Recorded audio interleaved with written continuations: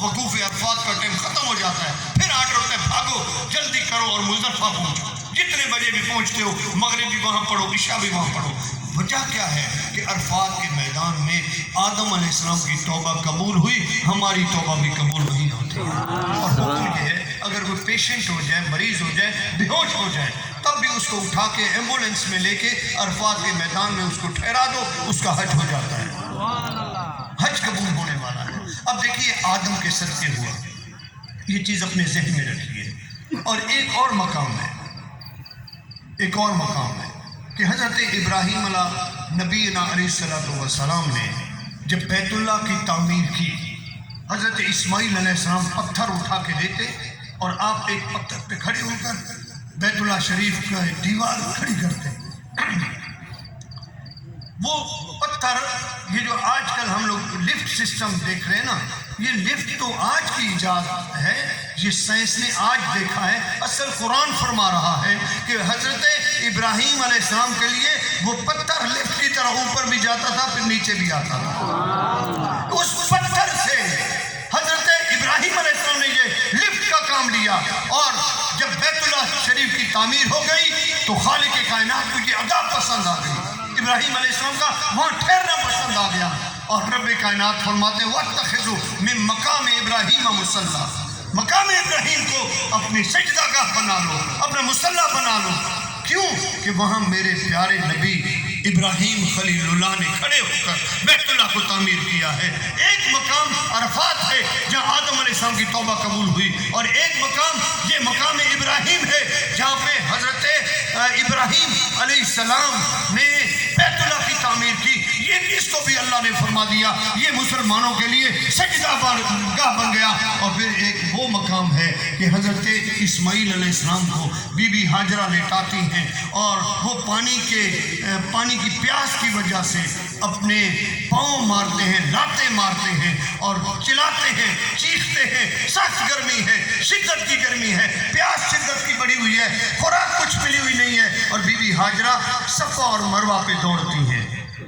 अल्लाह पाक को वो अदा पसंद आ गई, और रब ने फरमाया इन्ना सफ़ा वल मरवा मिन शाइरिल्लाह, ये सफ़ा और मरवा मेरी निशानियों में से निशानियाँ हैं। अब उनको अल्लाह ने अपनी निशानी कहा, क्या रब कायनात खुद उतरी? नहीं, अल्लाह की नेक बंदी अम्मा बीबी हाजरा दौड़ती हैं। रब को ये अदा पसंद आ जाती है।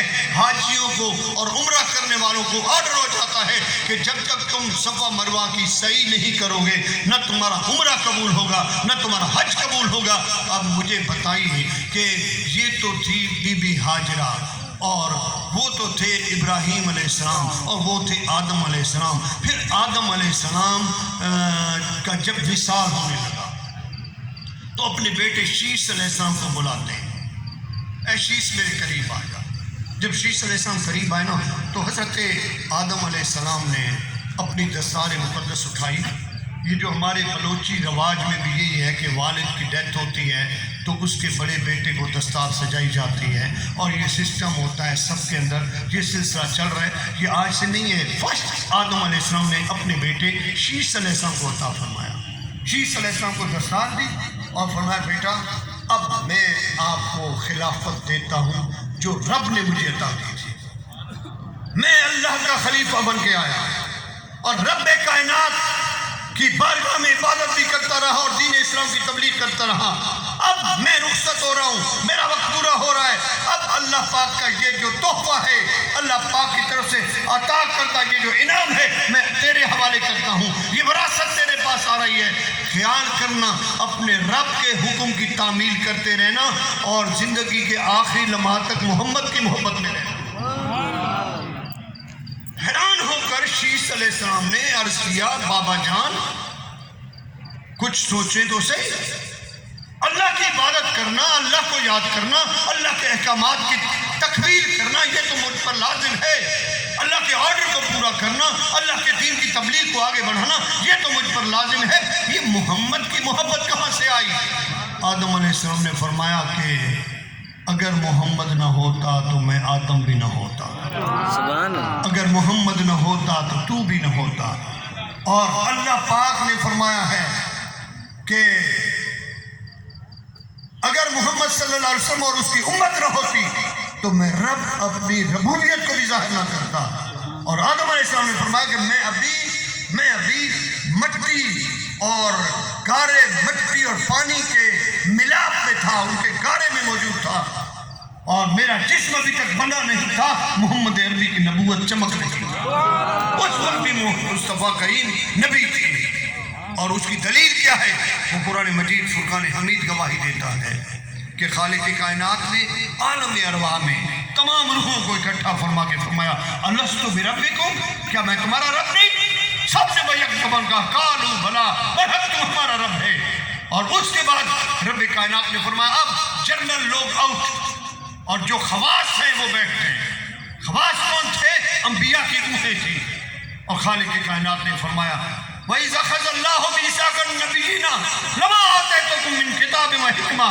اے انبیاء کی روحو، یاد کر لو کہ میں تمہیں نبوت دوں گا، میں تمہیں رسالت دوں گا، میں تمہیں کتابیں دوں گا، میں تمہیں صحیفے دوں گا، میں تمہیں معجزے دوں گا، میں تمہیں پاور دوں گا. اور اسی دوران اگر میرا عظمت والا رسول آ جائے لَتُؤْمِنُنَّ بِهِ وَلَتَنْصُرُنَّهُ، پھر جب میرا محبوب آ جائے تو پھر اس کا ساتھ بھی دینا، اس کی مدد بھی کرنا، اور اپنی نبوت کو چھوڑ کر محمد عربی کی غلامی اختیار کر لینا. قرآن نے عالم ارواح میں میلاد کا تذکرہ کیا ہے.